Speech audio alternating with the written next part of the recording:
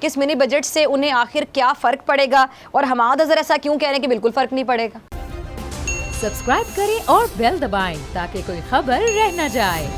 किस तरह अपने इत्तेहादियों को राज़ी किया, क्या शराइत मानी गई, ये तो वक्त बताएगा। लेकिन ना करके भी इत्तेहादियों ने वोट दिए और अपने पार्टी मेंबरान को भी मना लिया गया। अच्छा, मिनी बजट से अवाम और पाकिस्तान में अब जो महंगाई का तूफ़ान आएगा, क्या मुश्किलात होंगी, आम आदमी पर क्या फ़र्क पड़ेगा, इन सवालों के जवाबात के लिए मेरे साथ मौजूद है हमारे माशियात के मोहताज नहीं डॉक्टर फ़ारूक सलीम साहब। डॉक्टर साहब बहुत शुक्रिया वक्त देने के लिए। डॉक्टर साहब, हुकूमत ने एक बार फिर IMF के आगे घुटने टेक दिए हैं और इस नए टैक्सेस लाद दिए गए हैं। क्या हुकूमत के पास कोई और ऑप्शन मौजूद ही नहीं था? देखिए, पहली बात तो ये है कि हम IMF को अमूमन कुर्बानी का बकरा बना लेते हैं। जैसे चीनी महंगी हो जाए, अगर आटा महंगा हो जाए तो हम माफिया को कुर्बानी का बकरा बना लेते हैं। असल बात ये है कि हुकूमती पॉलिसी जो हैं वो उनका फुकदान है वो फेल होती हुई नज़र आती हैं। अब IMF के कहने पे हमने इजाफी टैक्सेस नहीं लगाए। असल बात ये है कि 6 महीने पहले जो हमने बजट प्रेजेंट किया था, उसमें जो तखमीना था खसारे का, बजटरी खसारे का, वो तखमीना गलत साबित हुआ है। इसलिए IMF ने कहा कि आपने वो जो बजटरी खसारे का वादा कर रखा था उसको पूरा करने के लिए आपको इजाफी टैक्सेस लगाने पड़ेंगे।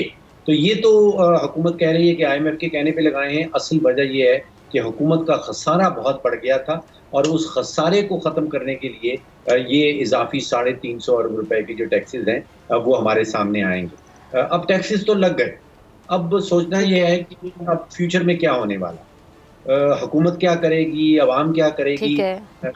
अवाम के हवाले से तो बड़ा जाहिर है, साफ जाहिर है कि अब उनको उनके सामने एक के बाद एक डिलेमा होगा। महीने के बाद उन्होंने बच्चों की फीस देनी है या बिजली का बिल देना है, क्योंकि बिजली का बिल अब जो आ रहा है वो 40-45 रुपए का एक यूनिट आ रहा है। अभी आपने सुना कि वो 4 रुपए और कुछ पैसे बिजली का रेट बढ़ा दिया गया है। अब शायद पेट्रोल और डीजल का रेट भी बढ़ने चला है। तो तनख्वाहें बढ़ नहीं रही, आमदन बढ़ नहीं रही। तो अवाम को तो ये तकलीफ होगी कि उन्होंने बिजली का बिल पे करना है या बच्चे की फीस पे करनी है। ये बहुत ही मुश्किल एक डिसीजन, ऐसे डिसीजन जो हैं वो अवाम को लेने होंगे। हुकूमत तैयारी कर रही है लोन्स लेने की, कर्जा जात लेने की। प्रॉब्लम हुकूमत के साथ ये है कि अगले 12 महीनों में कोई 30 अरब डॉलर की पेमेंट करनी है हुकूमत ने डॉलर्स की बुनियाद पे, और वो कर्जा जात से ही कर सकती है, क्योंकि इस वक्त स्टेट बैंक के पास तो टोटल 17 अरब पड़े हैं। तो 30 अरब की पेमेंट है, 17 अरब स्टेट बैंक के पास पड़े हैं। अब हम जाएंगे वर्ल्ड बैंक के पास जाएंगे, एशियन डेवलपमेंट बैंक के पास जाएंगे, कमर्शियल बैंक्स के पास जाएंगे, सुकुक बेचेंगे, यूरो बॉन्ड्स बेचेंगे, तो हमने कर्जे इकट्ठे करने। तो अवाम पड़ी होगी अपने बजट बैलेंस करने में और हुकूमत लगी होगी कर्जा जात इकट्ठे करने। ठीक है। अरे डॉक्टर साहब, बिलावल साहब और अपोजिशन ने कहते हैं जी मिनी बजट जो महंगाई का तूफान है। अब दूसरी जानिब हमाद अज़हर साहब क्या कह रहे हैं कि इससे कोई फ़र्क ही नहीं पड़ेगा। तो इस प्रोग्राम के ज़रिए आप आवाम को ज़रा सादा अल्फाज में समझाइए कि इस मिनी बजट से उन्हें आखिर क्या फ़र्क पड़ेगा और हमाद अज़हर ऐसा क्यों कह रहे हैं कि बिल्कुल फ़र्क नहीं पड़ेगा। देखिए, हमाद अज़हर अपनी सियासत लड़ रहे हैं, बिलावल भुट्टो साहब अपनी सियासत लड़ रहे हैं। दोनों सियासी बयानात हैं, उनमें माशी हकीकत तकरीबन ना होने के बराबर है।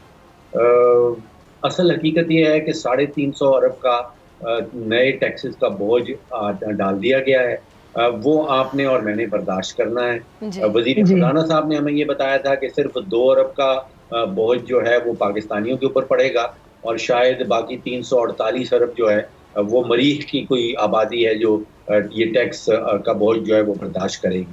आम आदमी के लिए कुछ ऐसा होगा कि दालें महंगी होंगी, अद्वियात ऑलरेडी महंगी हो गई हैं। उनके साथ किताबें, अगर किसी को पढ़ने का शौक़ है, ख़रीदने का शौक़ है, किताबें महंगी होंगी, अंडे महंगे होंगे, सब्ज़ियाँ महंगी होंगी। और अगर पेट्रोल और डीज़ल की कीमत बढ़ाई जाती है तो फिर आप सोचिए कि वो तो पूरी मईशत में फैल जाती है। जो भी चीज़ ट्रांसपोर्ट की जाती है उसका किराया बढ़ जाता है, बसों के किराए बढ़ जाएंगे, ट्रकों के किराए बढ़ जाएंगे। तो महंगाई का, जैसे आपने इब्तदाई में कहा कि ऑलरेडी जो महंगाई एग्जिस्ट करती है उससे पाकिस्तानियों की जो है वो कमर टूट चुकी है। अब क्या टूटेगा और ये महंगाई का जो नया तूफान आएगा ये अपने साथ क्या लाएगा। हुकूमती जो इदारा है पाकिस्तान ब्यूरो ऑफ स्टैटिस्टिक्स, उसने दिसंबर के महीने में जो होलसेल प्राइस इंडेक्स बताई है वो उसमें इजाफा हुआ है 26% का। और वो मैं इसलिए ठीक है। मेंशन कर रहा हूँ कि हुकूमत हमें खुद से बता रही है, और होलसेल प्राइसेस जब बढ़ती हैं इसका मतलब ये है कि अगले चंद हफ्तों में वही कीमतें जो होलसेल में बढ़ चुकी हैं वो आपको और मुझे रिटेल लेवल पे देनी होंगी। तो महंगाई हमारा पीछा नहीं छोड़ रही। होलसेल प्राइस इंडेक्स 26% का बहुत ही तशवीशनाक फिगर है, हुकूमत की अपनी दी हुई फिगर है। तो महंगाई बड़ी तेज़ी से मज़ीद जो है वो बढ़ेगी।